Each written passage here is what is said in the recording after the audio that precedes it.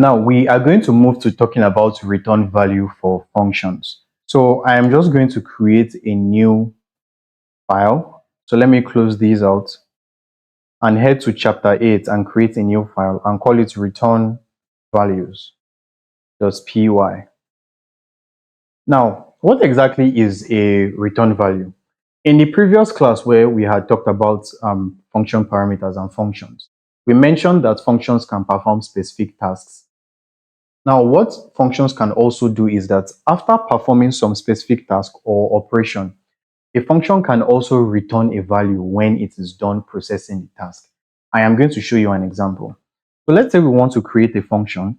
So let's just say calculate the addition of two numbers.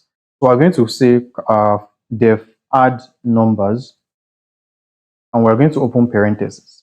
Now this function is going to take in two parameters, which are namely num1 and num2.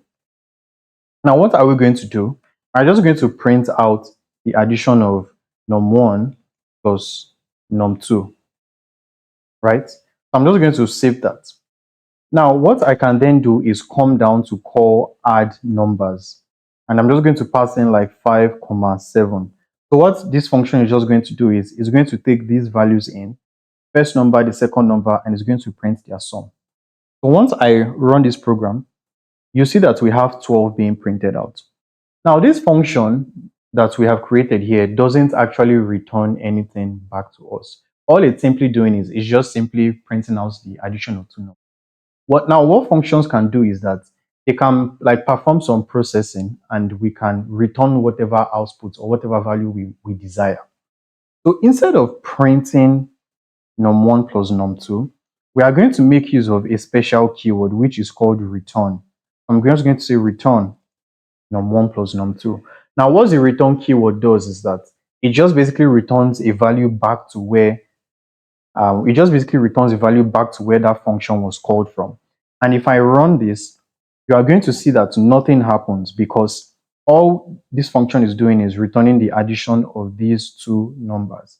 Now it's also important that we could always say addition is equals to num1 plus num2, and then we return addition.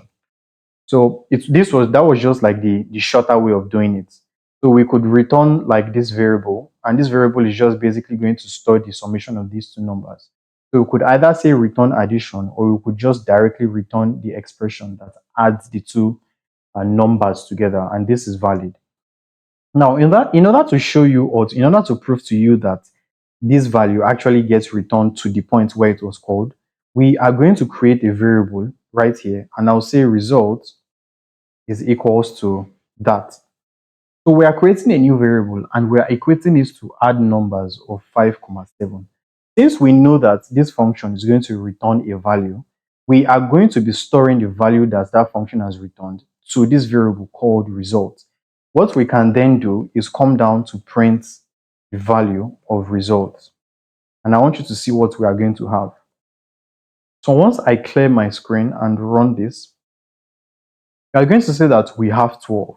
Now that is because anytime you create a function, you can choose to return a value, and you can store whatever value has been returned to a variable, but just make sure that you create a variable and you equate it to the point where that function was called from.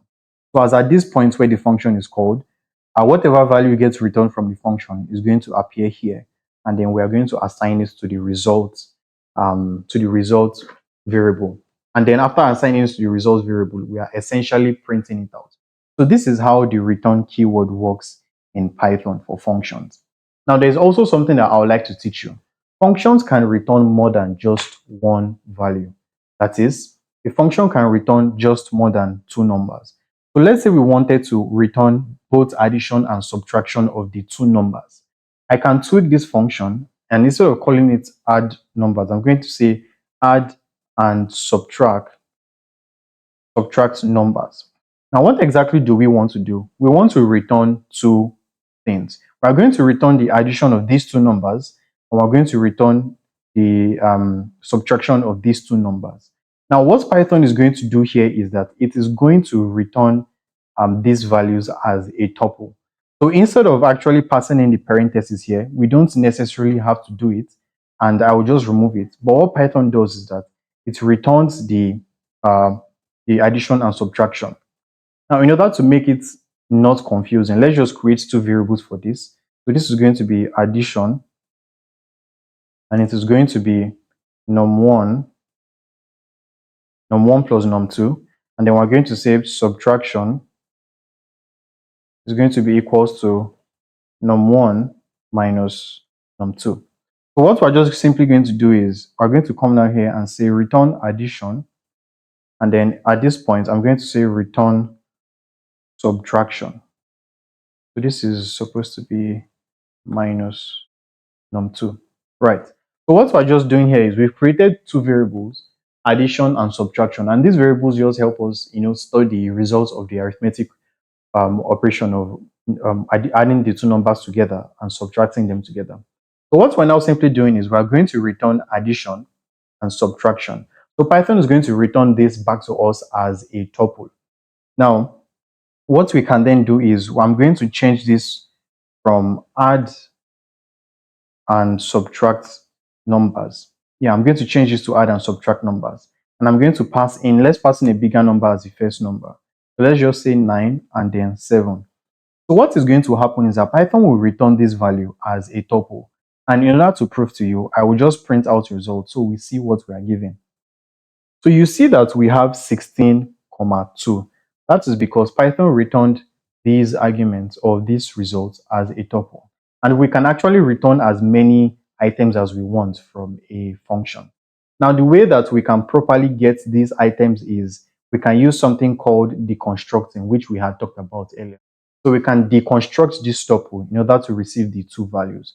Since we know that we are going to be receiving the addition and subtraction, I will just copy that and place it here. So we're going to say addition comma subtraction is equals to the function call and then the variables, that is the parameters. So we're saying addition comma subtraction because we know that this function returns two values, which are the addition value and the subtraction value. Now, these values don't have to match actually. So I could change this from addition to add, and I can change this from subtraction to sub. So we're just trying to create two variables which are going to be able to grab the returned values. And then I can come here to print add. I can also come down, to print sub. And once I save that, let me just clear the screen and run this program. So you see that we get 16 being printed out, and then we have 2 being printed out next. So that is exactly how we can make a function return more than one value. So we can return as many values as we want. Now, there's also something that is very important that I need to explain, which is functions can actually accept parameters of different data types. So what I mean is that we can create a function, and that function can accept data types of multiple.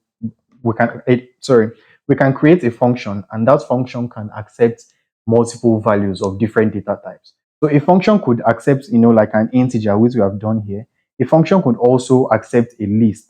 It could also accept, like a tuple also. So it can accept a list, it can accept a tuple, it can even accept a dictionary. So the data types or data structures that a function accepts is basically everything that exists within Python itself. So we can pass in an integer, as we've seen, to a function. We can pass a list as a parameter to a function. We can pass a tuple. We can pass a dictionary. We can pass basically even a floating point number or a Boolean value to a function as a parameter. And then the function itself can also return any data type it wants. So it can return a list, it can return a tuple, which is what gets returned by default here when we return multiple values. It can return a dictionary right back to us. So it's basically limitless based on, it's not limitless. I mean, it's basically can accept and return the different values and different data types and data structures which exist within Python. Now, before I forget, it is also important to add that anything that gets typed or any block of code that exists after the return value isn't going to be executed, because by default, anytime a return is written, it is the exit point of a function. So once you type return, that is the exit point of a function. That is, you are returning the final value that was gotten from whatever processing you did within the function. So I'm going to show you an example right now. I can come down here and I can try to print out a string. Let's just try to print out hello world. So I can say print, okay, I can say print this will not be printed. So it's just like an example. So instead of hello world, I'm going to print this will not be printed. And if I run it, you can see that it indeed wasn't printed. So any block of code that comes after the return function does not get executed. And you can see that VS Code automatically just, like blurred it out or grayed it out because it isn't going to be executed. Instead, what you would like to do is every single block of code or every single line of code that you would like to execute before the function finishes execution, you need to write it before the return statement. So what I will then do is once I run this program, you can see that this will not be printed, gets printed out, and then function returns the value. So that is basically how return function or the return keyword and return works in Python.